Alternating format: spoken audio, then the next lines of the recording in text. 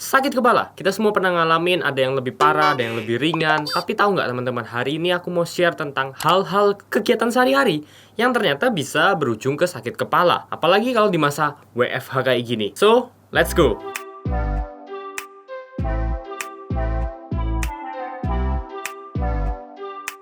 Handphone. Ya teman-teman, penggunaan handphone sekarang jauh lebih marak, jauh lebih banyak dipakai, dan ini bisa menyebabkan kita jadi sakit kepala. Salah satunya adalah penggunaan mata terus-menerus. Tahu nggak kalau mata kita itu melihat sesuatu yang dekat, ada yang namanya akomodasi. Nah, ketika mata akomodasi ini, otot mata akan lebih kepaksa bekerja, sehingga menyebabkan kita harus fokus untuk melihat hal yang dekat. Nah, ini kalau terus-menerus dilakukan, bisa lead ke nyeri kepala. Aku pribadi suka pakai rules 20-20-20, yaitu setelah aku melakukan aktivitas baca atau lihat gadget 20 menit, istirahatkan mata dengan cara melihat sesuatu yang jaraknya jauh, 20 meter, selama 20 detik. Dengan gini, ini akan membantu mata kita untuk tidak akomodasi, less stress, lebih rileks, dan mencegah kita untuk jadi sakit kepala. Riset lain juga menunjukkan bahwa dengan penggunaan gadget, penggunaan handphone sekarang, kita tuh jadi lebih deket lihat sesuatu. Kalau misalnya kita baca buku, kita lihat paper dan lain-lainnya, itu semua sifatnya jaraknya cukup jauh, 20 cm, 30 cm. Tapi dengan penggunaan handphone sekarang, itu kita jaraknya jadi mungkin 10 cm, bahkan ada yang deket banget gitu.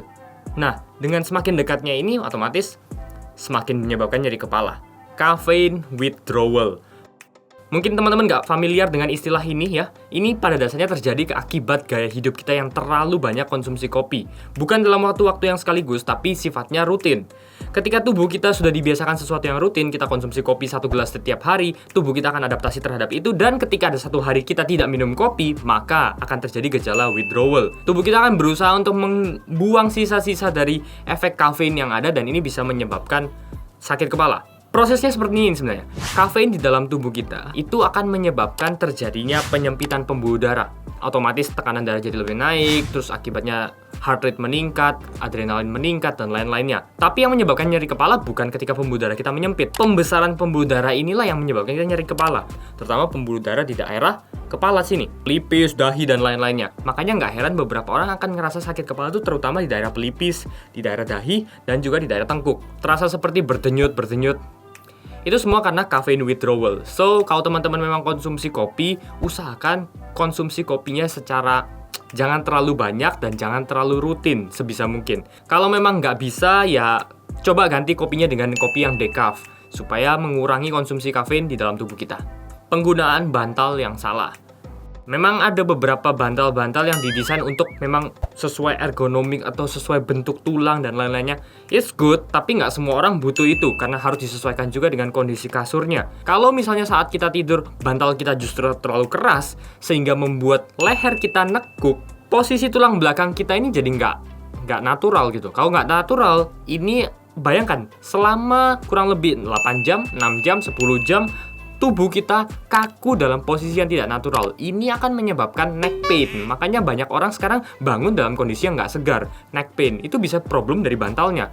Entah terlalu keras, terlalu tinggi, terlalu tipis pun juga bisa. Jadi ini kita harus cek juga. Jadi saranku kalau teman-teman mau beli bantal atau mau beli kasur, usahakan coba sesuaikan. Cocok nggak dengan postur tubuh teman-teman? Jangan sampai beli-beli dari online aja hanya karena review-review terus beli sesuatu yang sebenarnya tidak cocok untuk teman-teman. Kertak gigi. Ya, nggak salah dengar kok.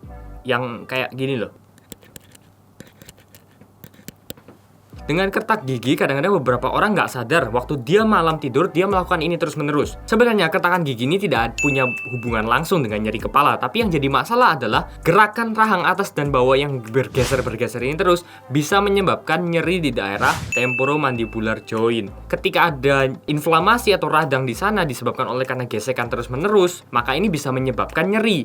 Dan nyerinya di sini sifatnya radiating pain, artinya dia meluas. Nyerinya bisa terasa di sini dan meluas sampai ke daerah kepala sehingga kita merasakan seperti nyeri kepala. Nah, untuk orang-orang yang seperti ini memang solusi jangka pendeknya adalah minum obat untuk mengurangi inflamasinya, mengurangi radangnya. Tapi solusi jangka panjangnya adalah juga harus membiasakan untuk tidak melakukan kertak gigi tersebut. Ini bisa dilatih, teman-teman bisa cek di YouTube banyak, di Google banyak gimana sih terapinya untuk menghilangkan kertakan gigi. Postur tubuh yang jelek. Postur tubuh yang jelek itu sering banget menyebabkan nyeri kepala, terutama di daerah neck sini dan akhirnya radiating sampai ke daerah dahi sama pelipis. Jadi ini kita bilang juga tension type headache. Tension type headache zaman dulu tuh disebabkan karena tensi tinggi, tapi sekarang banyak banget karena yang namanya forward head posture. Jadi posisi duduk kita itu cenderung kepala itu maju ke depan. Akibatnya terjadi neck strain untuk periode yang lama, menyebabkan kaku banget di daerah leher, akibatnya kita jadi nyeri kepala. Ini disebabkan oleh karena otomatis satu, postur duduk yang jelek, postur berdiri yang jelek, apalagi sekarang WFH, kerja di laptop terus, kita menatap sesuatu dengan postur tubuh yang salah. Ketika sudah jadi kebiasaan ini akan sangat susah untuk diubah, dan yang kita akan rasakan adalah setiap hari kok tambah lama tambah capek aja, tambah sakit aja, tambah nyeri kepala aja. So, solusi mudahnya adalah teman-teman coba cek sandar ke dinding, berasa tegak-tegak aja, apakah kepala kita nempel sama dinding nggak? Kalau nggak nempel, berarti kita udah ngalamin yang namanya forward head posture. Dan itu harus dibiasakan kembali supaya kita bisa tegak kembali. Jadi itu adalah beberapa kegiatan yang mungkin kita lakukan sehari-hari dan mungkin kita nggak sadar, tapi itu bisa banget leading ke nyeri kepala. So, kalau misalnya teman-teman dapat informasi yang berguna, hit like, subscribe juga ke channel ini. Dan kalau misalnya teman-teman ada yang mau ditanyakan, jangan sungkan untuk komen di bawah aja. Thank you sudah nonton, dan kita ketemu lagi di video selanjutnya. Bye-bye.